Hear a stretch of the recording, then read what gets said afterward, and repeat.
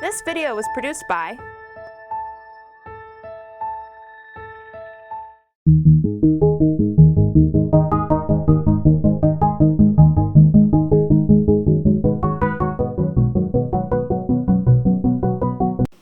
Chiswick, and I'm with the Department of Political Science here at Madison University, and I am here to introduce our next speaker, Professor Vern Walker, who holds an appointment at the Maurice A. Dean School of Law at Hofstra University, where he also serves as the director of the Research Laboratory for Law, Logic, and Technology. At Hofstra, Professor Walker teaches torts, administrative law, special topics classes on the European Union, and a seminar on scientific evidence. To this position, he brings unique experiences and perspectives. Not only did he practice law, but he was a partner with the DC firm of Swidler in Berlin.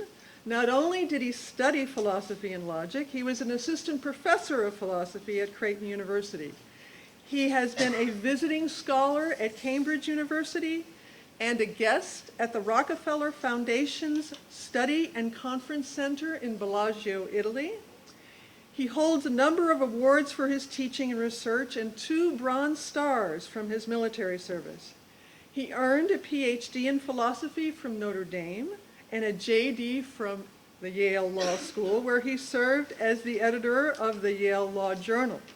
His research involves, among other things, the application of principles of logic to fact-finding and other aspects in the teaching and practice of law.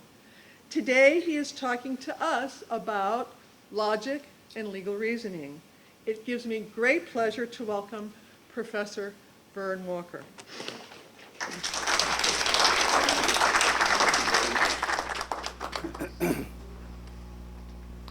Well, I'm very glad to be here. I just arrived a few minutes ago, and I've been, my flight from New York was canceled last night after, of course, they made sure I sat in the terminal, fortunately not in the plane, until I was totally frustrated, and then they just canceled the flight. When it was too late to get to Dulles and too late to get here. And I've been looking forward to this conference for a long time, and disappointed that I got here so late. My topic is logic and legal reasoning, and I want to thank Tracy and Tom and the Institute and the university for putting on this conference, and I look forward to seeing the videos at least. So logic and legal reasoning.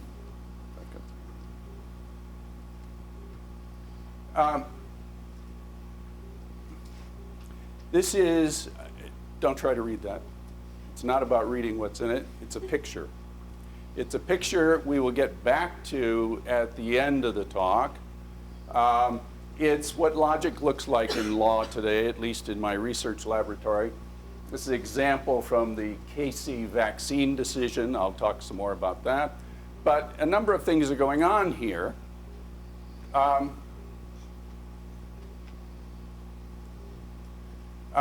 One of the things that's going on is in legal reasoning, you have legal rules which set conditions and issues to be decided. And then you also have the fact reasoning, the testimony of the witnesses, and so on. And in that testimony is a blend of fact testimony, ordinary witnesses, and expert witnesses who come from technical or scientific backgrounds. So this business of figuring out the logic of legal reasoning in a fact-finding setting has many ingredients. And so we will end up looking in more detail at something like this. The varicella vaccine can cause an immune-mediated inflammatory response which could negatively affect the nervous system. That was a key issue in this particular case. What is the basis for that? Why does it support the conclusion in the case? Those inferences are the kinds of things that we study in the lab. But what I want to do for this conference is back up and talk about how I got there and how law got to the point that it is today. And it occurred to me that it was my logic story through time cast some insight into that. So I divided this into 3 parts, preparation, discovery, and exploration. That's actually how I've thought of them over the years, all too many years.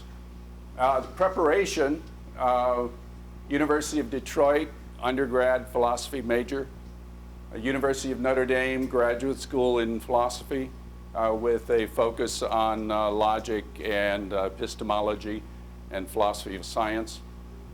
Creighton University, where I taught informal and symbolic logic.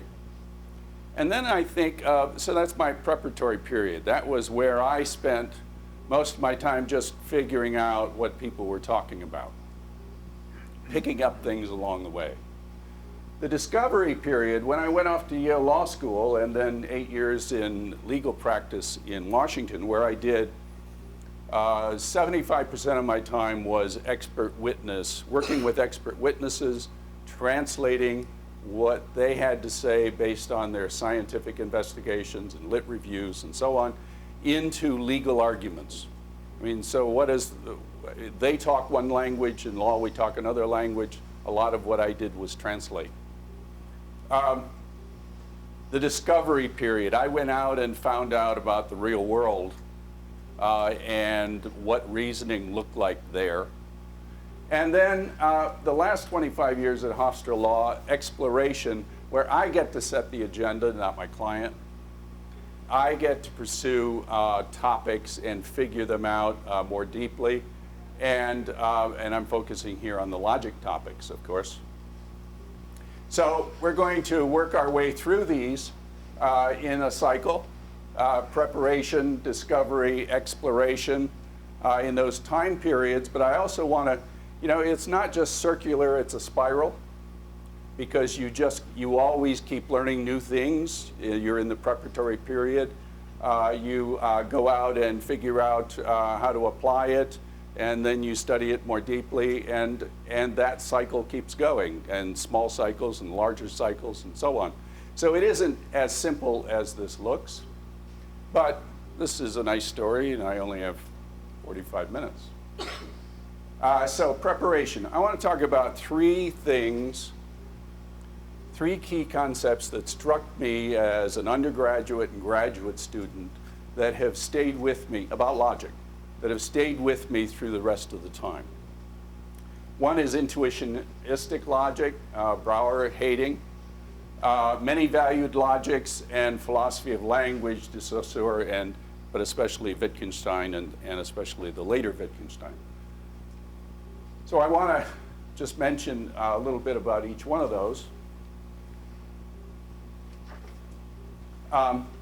Intuitionistic logic. I went back. This is a picture. Yeah. This is a picture of my undergraduate logic book. That's my underlining from 1966. It struck me even then that there was something odd about the law of the excluded middle. And Brouwer, Anderson and Johnstone put it in explaining Brouwer's insight. What we need then is a logic without the law of excluded middle, but one to which we can add this law in those cases where it applies. And I thought, yeah, that makes sense. That makes sense. I mean, even at that time, I thought there was something about, so the law of excluded middle, it must be the case that either P is true or not P is true. And I thought, well, that doesn't seem very sensible to me. Very often, they're unproven. Very often, I mean, in a lot of our reasoning, we end up undecided about things. And there's something artificial about thinking, well, we know something about the world, it's either true or not true. And I like the more intuitionistic, constructionist approach that being true and being provable were related, And then as much later I went into law, certainly in law, being true is related to being proven in a process, being arrived at as a finding on the basis of a procedure and the evidence in the record. That's what we mean by being true. And that made more sense to me as time went on. But even then, it struck me as intuitively correct. And played into, in graduate school, I took very symbolic courses in many valued logics, where even from a formalist standpoint, I found out, well, these models, these formal systems, they don't have to be two valued.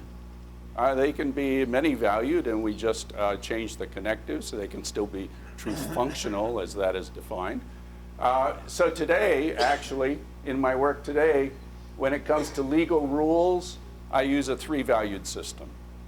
Legal rules in proceedings, a legal proceeding starts out in all of the rule conditions, the issues to be decided. Most of them are undecided. And what the litigation is about is the two parties trying to persuade the fact finder to find them as true or false. And at the end of the litigation, many of those propositions are still undecided.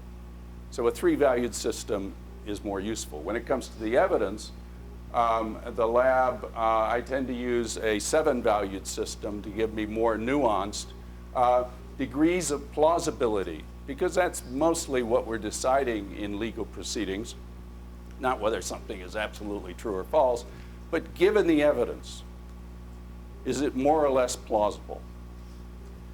From highly plausible to very plausible to slightly plausible, undecided again. This is about all those assertions that my expert witness makes, all those sentences in the transcript. What are those values? And then 3 degrees of implausibility. But again, this was graduate school. Also in graduate school at Notre Dame, courses in philosophy of language and linguistics to Saussure, but especially Wittgenstein. And a few things from that time struck me and have continued to strike me through the rest of my development. I mentioned a few here, kind of hard to read. I'll read a few of them for you. How many here at all familiar with later Wittgenstein's work? Excellent. Within any particular form of life, acceptably playing a language game involves recognizing mistakes in using words. Okay, just a basic notion.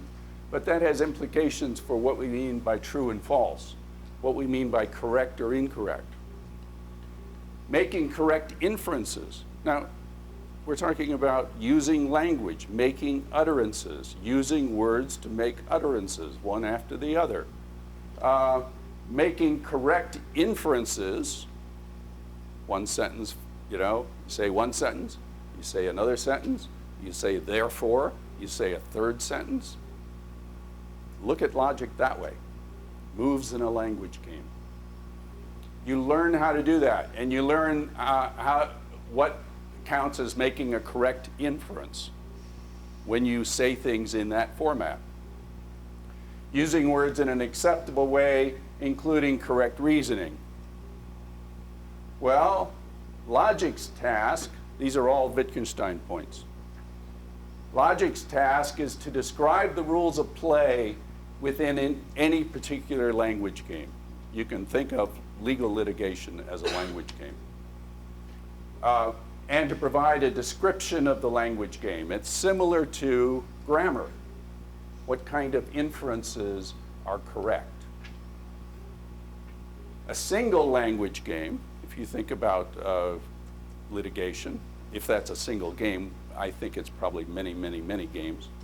A single language game might contain small systems of propositions, which we call entailments or relevance relationships. You have to learn what things are relevant to proving what other things. And when you learn those words and you learn that language, You're learning which moves are appropriate and which ones are not. There's a vast number of language games. Wittgenstein said, don't think, but look. Go look at how people talk. Look at how people think. And devising, and then you say, well, what do logicians do, right? Wittgenstein's answer, devising axiom systems, as he did in the Tractatus, devising axiom systems is one language game. You have to go to school and learn how to make axiom systems. And when you learn how to make axiom systems, you are learning a particular game. Useful one. Game doesn't mean trivial, doesn't mean silly. It means that moves, language moves, have rules. And so you can say things incorrectly and correctly. That's the notion of a game. Moves with rules. There are no meta games. There are just lots of games.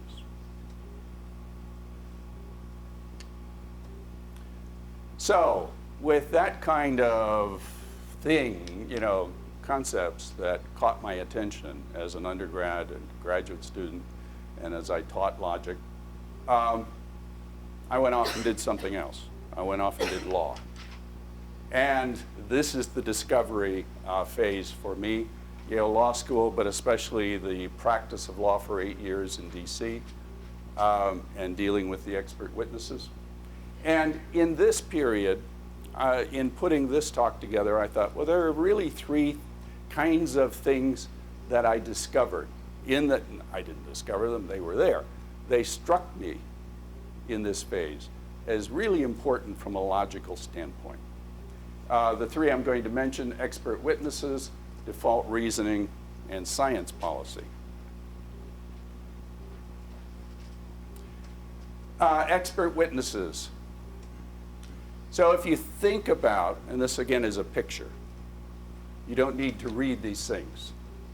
These are the issues to be proved in a case, let's say a tort case or an administrative law case. These are the issues to be proved, and how we know that those are the issues to be proved, the rules tell us. So when you do your legal research, you find the rules, you find out what we say, the elements of the cause of action. If you want to prove battery, that somebody committed a tort against you and you're entitled to compensation, there are certain things you have to prove. The rules tell you that before you even file your complaint. Issues to be proved, and then the litigation is this process where the parties in our system, the parties generate evidence. They go find witnesses, they find experts, they take depositions, and they're trying to create evidence in the record for the case. Whether it's an administrative law case or a criminal case or a civil case, they're all the same from this standpoint, same picture. Somebody, the trier of fact, has to decide what in here is relevant to which issues. And some things are relevant just to some issues, some things are relevant to multiple issues. And here in the mix, as I said earlier, is fact testimony, vaccine cases. At the lab, we work on vaccine cases. In the United States, there's a system for vaccine side effect compensation. If you get a vaccination and you get a serious side effect, you can't just go sue the vaccine manufacturer. You have to file a claim in the Court of Federal Claims in Washington, and a special master decides the factual issues in your case. The ones we study are the ones involved the factual issue of causation. It's very difficult to figure out whether the vaccination played a causal role in the injury. You have a sick baby, there's lots of illnesses, getting lots of vaccinations, and then another illness. Well, did the vaccination have anything to do with the illness from a causal standpoint? Somebody has to decide that. So there's testimony in there from the parents, and there's testimony from the treating physicians, and there's testimony from experts who know about epidemiology or immunology or whatever the specialty is that's required. And all of that goes in the mix, and then somebody has to decide, that's the squiggle over here, somebody has to sort out all this evidence and then look at the evidence that's relevant to this one and then decide whether to find for the petitioner in the vaccine case or to find for the government. Somebody has to decide. There's a number of challenging things going on here. One is this mix. How do you integrate fact testimony and expert testimony? How do you compute that? Just in a human sense. How do you add that up? Another thing is scientists have their own version of what counts as adequate proof of causation. And compared to the legal sense is very different. The legal sense is, are they entitled to win the case? A scientist might say, well, until we have a controlled laboratory, a controlled study, we can't prove causation. But the law doesn't operate on that basis. So then the question is, well, what counts as legal proof less than what a scientist would accept, but good enough for legal purposes? Different standards of proof. So this whole business of expert witnesses and this interplay in inferences, right? In inferences. Oh, and I will continually be talking, it's my topic, law. But common sense really approximates law like this in most of these respects. Second discovery, surprise, the huge role of default reasoning in not only legal reasoning, but scientific reasoning. What is default reasoning or presumptive reasoning? In law, we often call it presumptions. If the premises or supporting assertions are true or plausible, then it is reasonable to infer that the conclusion is probably true, unless or until the conclusion is rebutted by new evidence or analysis. That's the form you find most often. Scientists take the more leisurely approach, right? And then new studies come in, you're always reading in the paper, a new study about this or that, and they're still saying, well, there's so much we don't know, and we can't really conclude whether, we might say that there's an association between this and this, or it's a risk factor, but we don't know whether it's really causally related. We have to wait for more studies. Well, the law thinks that way too, except we can't just wait for more studies. We have to decide who wins and who loses the legal case, or whether EPA gets to enact this air rule on contaminants or not. I mean, we have to make decisions in real time. So we do a lot of default reasoning. And the third kind of big surprise is that in law, and this is especially in the regulatory context, EPA, air contamination, OSHA, workplace hazards, and so on, there is a need for real-time fact-finding. There's data gaps in the scientific information. You look at a study, any study, and you can think of the limitations in the sample size and the way they did the measurements and the way they did the analysis and on and on and on. Yeah, they all have limitations. And usually the authors of the studies tell you, when it's in Nature and JAMA, toward the end, they'll tell you the limitations of their own studies. And many times, given the evidence we have, multiple inferences are scientifically plausible. There's a range of plausible inferences given the evidence at that time. Well, what the regulatory agencies do, so that's kind of the situation, but regulatory agencies operate on the basis of policies. They have a mission. They're trying to protect the population from air hazards in ambient air. So they've got competing policies that they're operating under. What I call the epistemic policy, they want to make as accurate findings as possible given the evidence they have at any one time. But that competes with non-epistemic policies like fairness to the parties, administrative efficiencies. I mean, we can't spend all the money the federal government has on a single EPA rulemaking. And other things. In the vaccine system, Congress wanted, in setting up the vaccine system, Congress wanted people to continue using vaccines and not to be deterred, overly deterred by what happens if I get a side effect? Am I going to get compensated? Is this litigation going to last for 12 years? And I end up with a high standard of proof. I mean, there are policies behind the law. And those policies get balanced in the rules that we make, the presumptions that we make, in what I call soft rules, the kinds of inferences we allow by the fact finder, and reasoning patterns that EPA uses and OSHA uses and so on. We see those policies at work. They will create presumptions. For example, data gaps. So we have we have evidence from animal laboratory studies that at high doses exposure, at high doses to a certain chemical can cause cancer in the laboratory animals.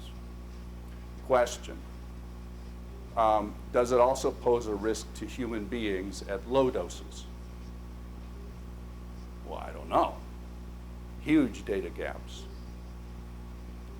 The regulatory agencies use their policies to create presumptions. For example, they might presume that given this kind of animal data and this kind of similarity between the metabolism of the animal model and the humans, that if it can cause cancer in the animals at high doses, we're going to presume that it can pose some risk to humans at the low levels.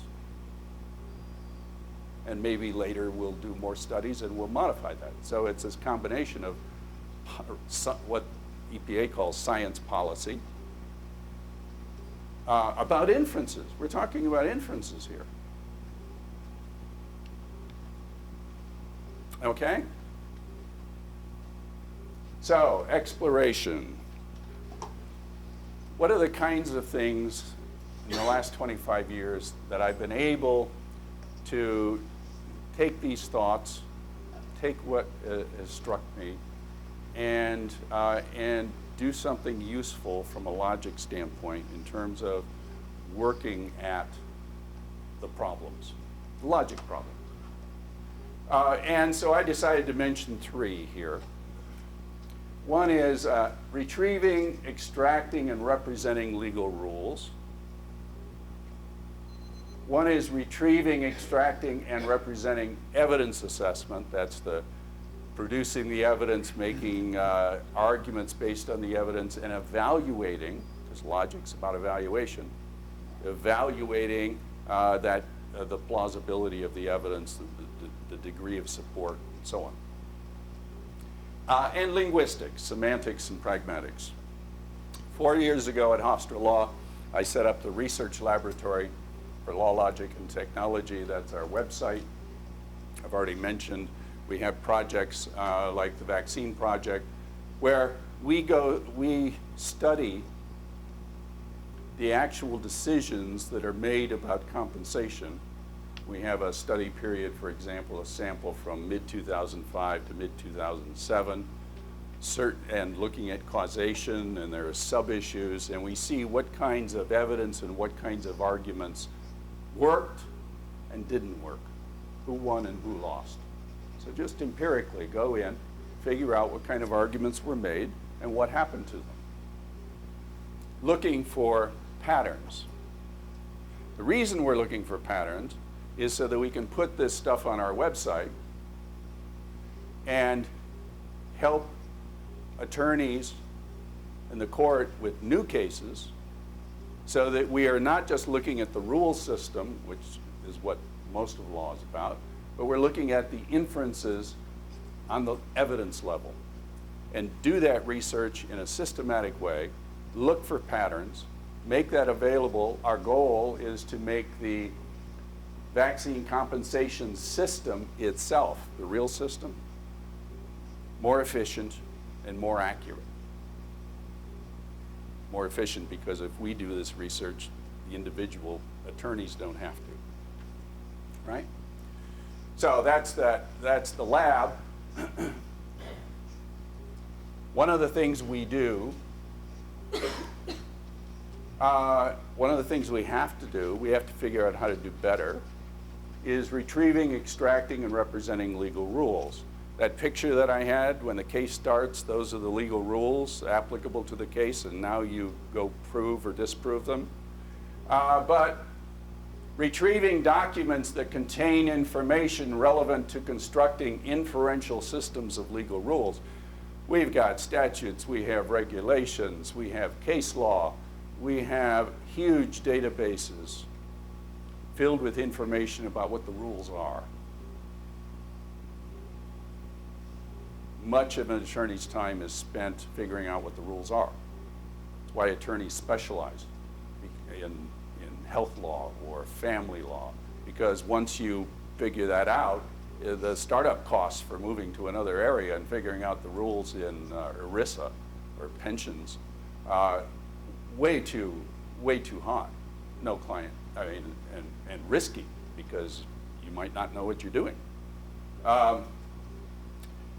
Extracting sentences from those documents that contain conditions or premises for if-then legal rules. Legal rules are if-then, they're conditionals. That's if A and B and C, then D. If you prove this and this and this, you've proved a battery. But in those documents, those are the statutes, the regulations, the case law, only certain sentences tell you about rules. So it's not enough to Google and get the document back. Oh yeah, we do that, and then they give us the 79,000, cases responding to our Google search, and they'll helpfully highlight the, 25 words either side. But come on, I mean, how inefficient is that if our goal is to make arguments or to make rule systems? Extracting sentences that contain rule conditions or premises, representing legal rules using rule trees in forms useful for exchange over the internet or for use on mobile devices. It isn't enough anymore to use a yellow legal pad, right? We have to worry about access to legal knowledge, efficient access to legal knowledge. So then this leads us to the question of how to represent legal knowledge once we extract it. In the lab, we use rule trees. This is a graphic form. You don't have to see this either. If you prove these, all of these, then you prove this. If you prove this or this, then you prove this, and so on up the line, unless the other side proves that, in which case you lose. What in law we call affirmative defenses.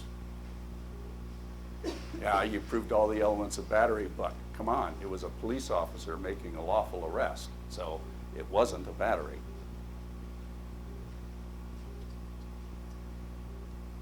Second, that's just the rule systems. The whole internet, the whole web, is the source of evidence for arguments. The law is about everything. And the reservoir of evidence to prove something legal is the World Wide Web. Not just the cases, not just the law databases.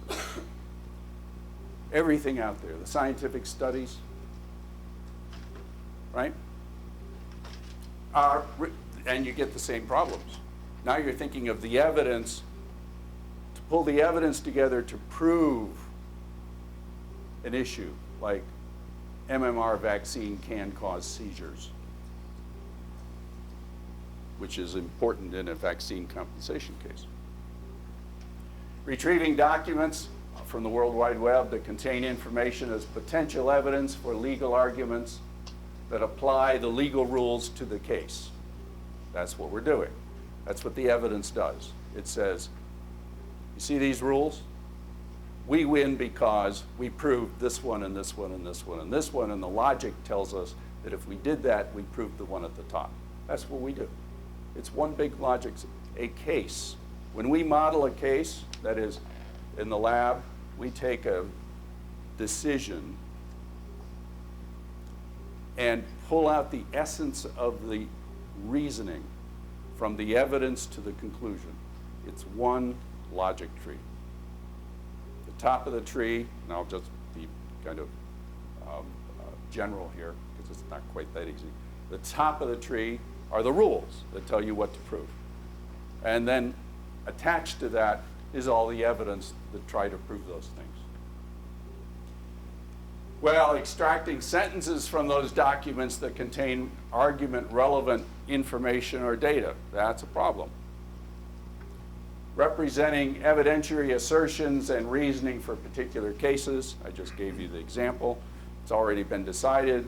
What is the reasoning? How do we model it so that we can compare it to reasoning in other cases so we can look for patterns? It's the logic models that's our data. The natural language decision is the raw material from which we extract data so that we can do quantitative and other kinds of analysis. And for new cases, right? Because we're not doing this just for historical purposes to see what's been decided in the past. The goal is to make what we find in the past available to practicing attorneys and decision makers so that they can use it in deciding new cases.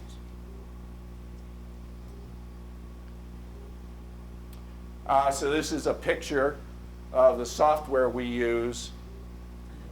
This is the boldface at the top. That's a rule condition to be proved.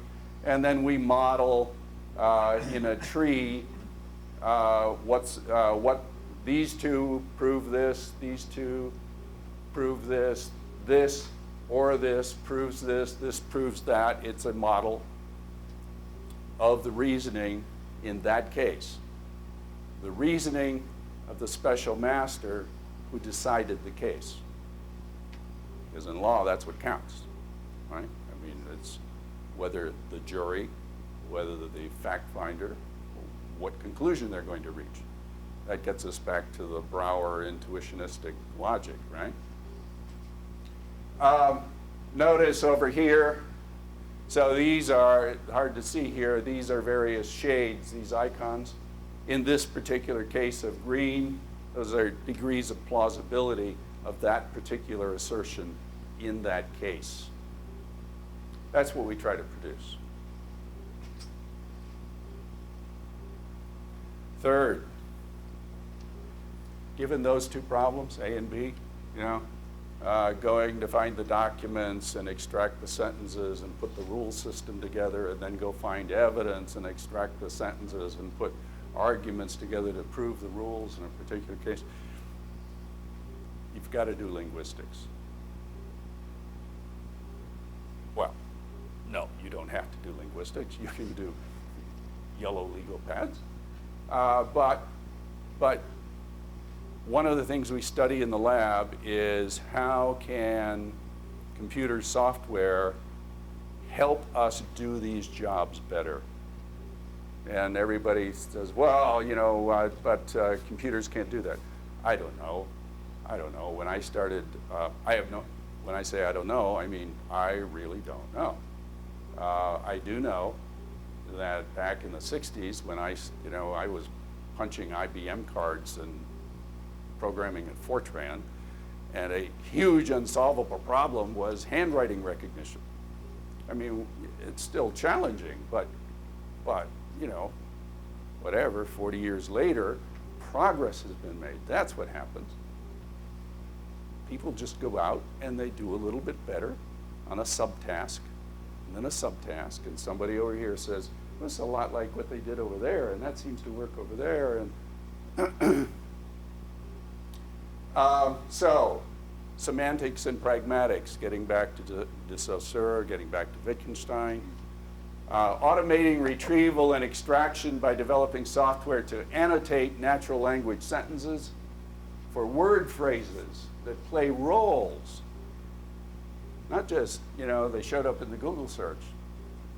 How to develop software that will help you annotate that document to find the findings of fact, to find the sentences that are about rules, to find the sentences that help prove other sentences, to help you make that logic model. Automating construction of discourse models that identify participants and their moves within legal language games. Yeah, it turns out that if you really, especially in pragmatics, you can stare at the semantics of a given sentence. It's probably not going to tell you all you need to know about whether that is a statement of a witness that was disbelieved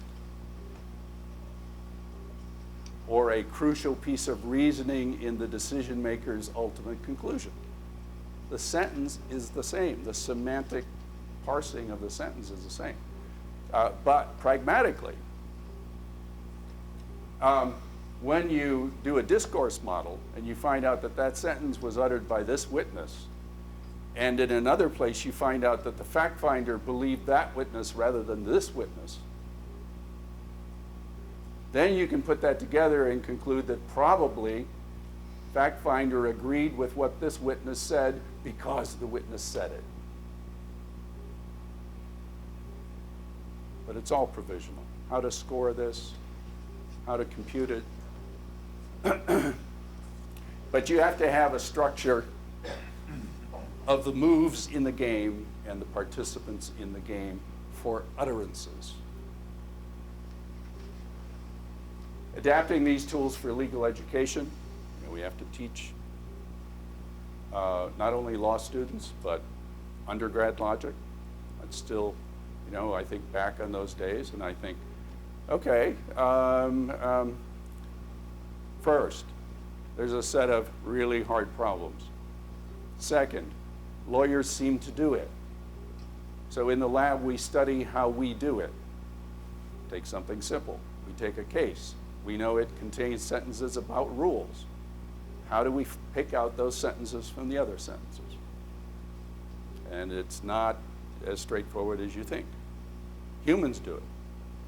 How can we get a machine to help us do it? Wouldn't it be nice if the machine could, serve up the 20 most probable rule-containing sentences?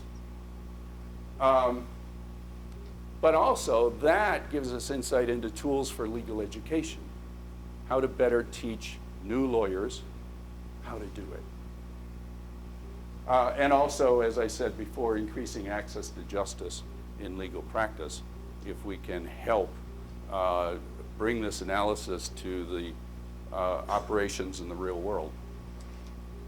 So, right on time, I think. Conclusions. To my logic story over time, which as you now see was across many disciplines.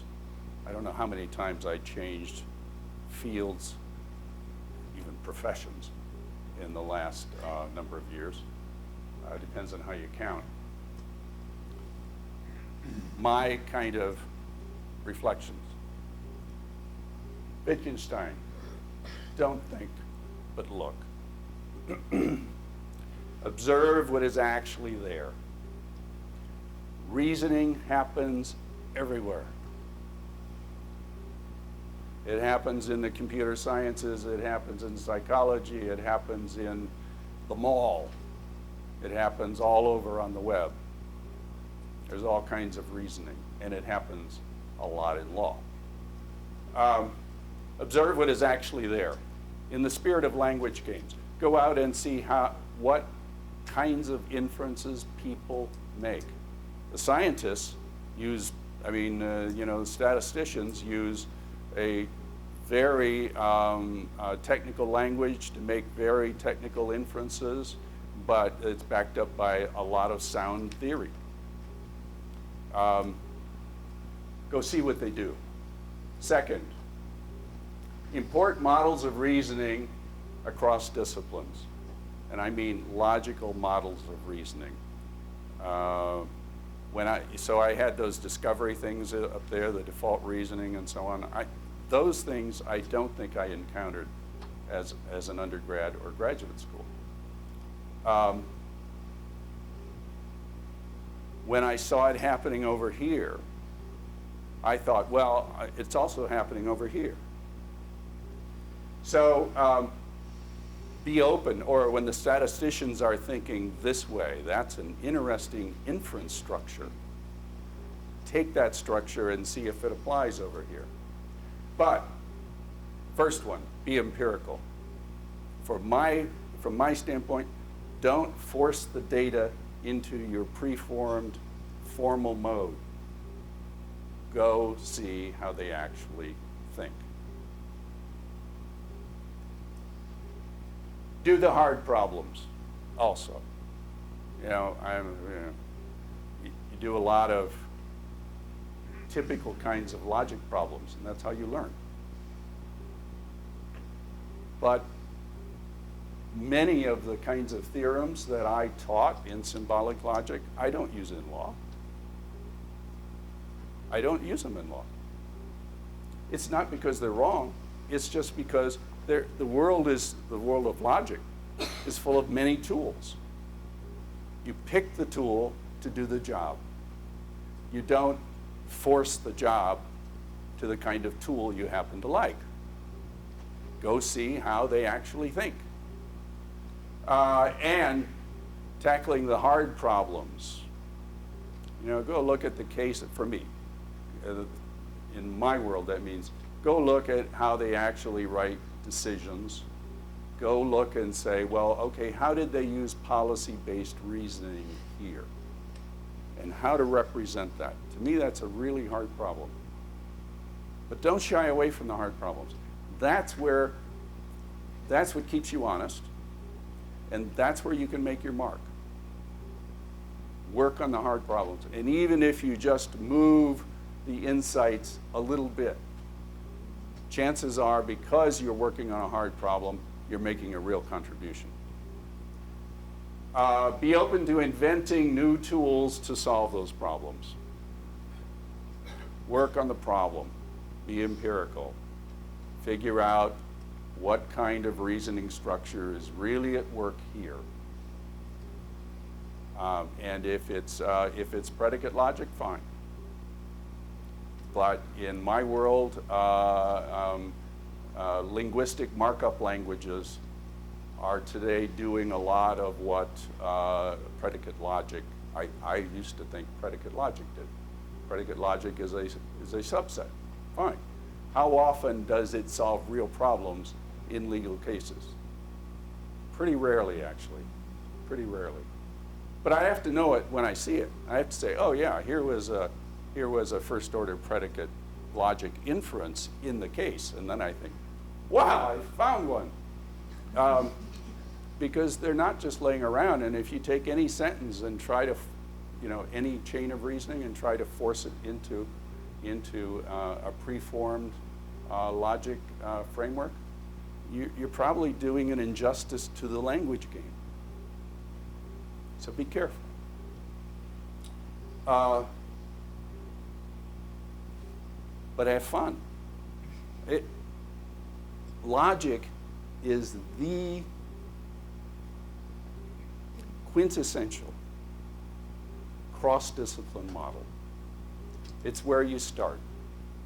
And I don't mean, from what I said earlier, that isn't where you start. That is where you start. Chances are it gives you the first core insights. It's just that don't stop there, because logic is about correct reasoning. Go look at how they reason.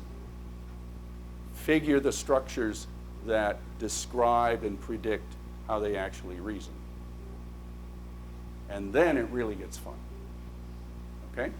Thank you.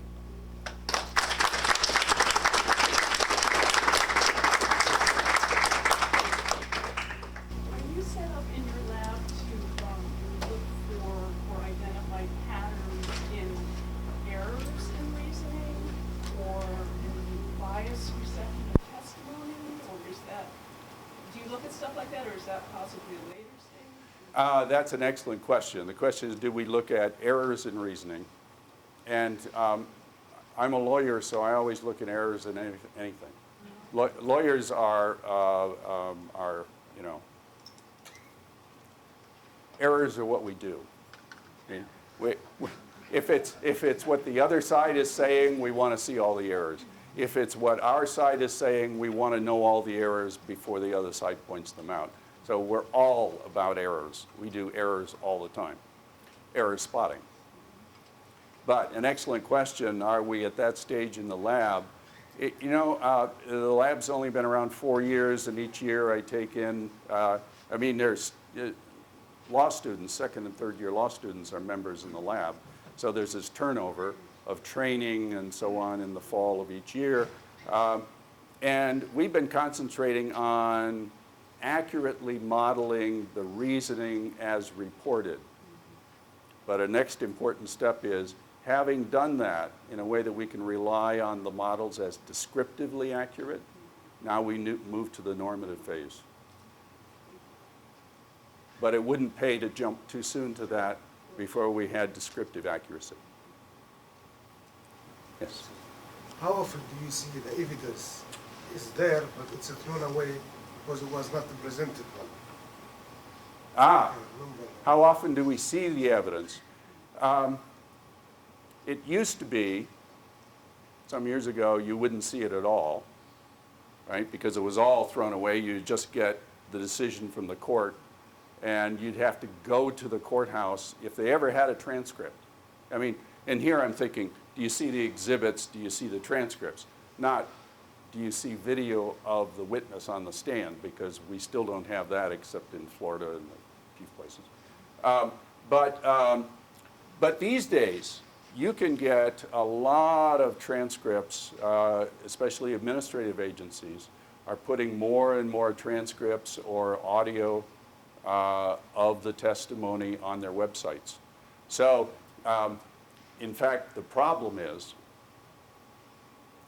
there's probably going to be a continued tendency in that direction because it's so easy to capture the audio files, right, of the raw testimony, which just makes the analysis problem much worse, much worse. But that's a great question. Remember O.J. Simpson, the DNA evidence? Yeah, oh yes. O.J. Simpson, yes. And you have been a student, you have been a teacher, and you're a practitioner. So there's gotta be, and you said that not everything you learned you have used, right? So in your experience, there's gotta be a basic set of skills that you expect everybody to have. And we are here teaching some of those basic skills, and I'd like to know what do you think are the most essential? so the question, excellent question, started out with an enumeration of how many jobs I've had, right? And I've been a student, I've been philosophy teacher, I've been law student, I've been law practitioner, I've been law professor. And in all those roles, I learned many things. Out of that, what are the core kinds of logic aspects, skills? That's an excellent question, and I think about it a lot. I'm convinced that there is a core, and I think of it as today in legal education. There's a great emphasis on skills. Skills usually means, how to conduct a counseling session with a client, how to take a deposition. But I think of logic skills. Is there some basic set of logic skills that has to do with spotting arguments, identifying pieces of arguments, just the descriptive problem, right? There's a whole set of descriptive skills of how to take a natural language text in English language and pull out the argument accurately. And then there are skills about evaluating arguments. And then there are skills about constructing new arguments. new evidence. And perhaps the ultimate in that is the lawyering skill of how do you know, given this, the way these rules, this evidence, you need to take these policies and argue to the decision maker to make new rules. Because we do that. We change the rules. And there's a kind of argument system that goes with bringing about a rule change. And it depends on whether you're an administrator. It all depends. It all depends. There's so many language games just focused on rule change. I don't have a list, but I think about it a lot, and I think it's an absolutely key question. I'd like to think that I've given you a starter list here in some broad categories, because I think everything I said about legal decisions, you can take it and apply it to New York Times editorials. Some version. Yes. Do we, Somebody's keeping time? I'm just answering questions. do we agree that concluding that it's reasonable to infer the P, or concluding that it's highly probable that P, is not concluding that P? What was the first part? Are we agreed that? Well, in other words, there's concluding that it is reasonable to infer that P. for Right. example. And there's concluding that it's highly probable that P. And there's concluding that P. Right. I found default reasoning difficult to understand because it uses this notion. It is reasonable to Well, conclude. you say the premises being true or probable, then it's reasonable to infer that the conclusion is probably true unless rebutted. Right. And it's hard to identify the conclusion in this process. I mean, with an example it would help, but I think Oh, it's hard okay. to identify what the conclusion So let me is. just, let's just focus on, it is reasonable to conclude that, it is probable that, or it is true that. In law, you hardly ever see the third one except by witnesses and advocates for one side. It is true that. Witnesses, it's true, there's a fact. And the rest of us just say, yeah. Then there's the, it is probable that. Now, that could be based on survey evidence. That could be based on an epidemiology study. That could be based on what we like to call common sense, but we have no idea what that is. It could be based on, as I said, it could be based on policies about presumptions. It is reasonable that. Very different in law. Think about this. In law, logical inferences are the result of a process. Now that's something that I didn't appreciate when I was teaching logic. I would say now, inferences are the outcomes of processes. That's certainly the case in law. The party produces witness, witness says this is disbelieved, other witness, cross-examination, so on and so on and so on, jury comes back, bingo, answer, process. In law, we use the rubric, it is reasonable to conclude that, often in a context where some other decision maker in the process has to defer to that decision maker. Jury. Judge doesn't get to just set aside jury verdict. Question, is the jury verdict reasonable given the evidence? If it is, judge, thou shalt not reverse it. So it is reasonable to conclude that is a very common legal phrase. It's very often in the context of keeping one decision maker out of the domain, the logic space of another. We're getting back to the discourse model. Out of the logic space of another decision maker.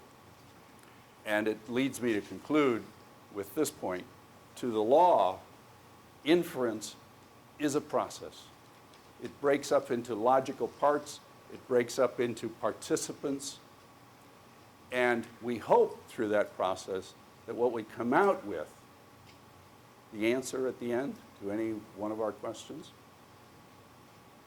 is more likely to be accurate than if we just made Walker king. Okay? Thank you. I think that's all the time we have.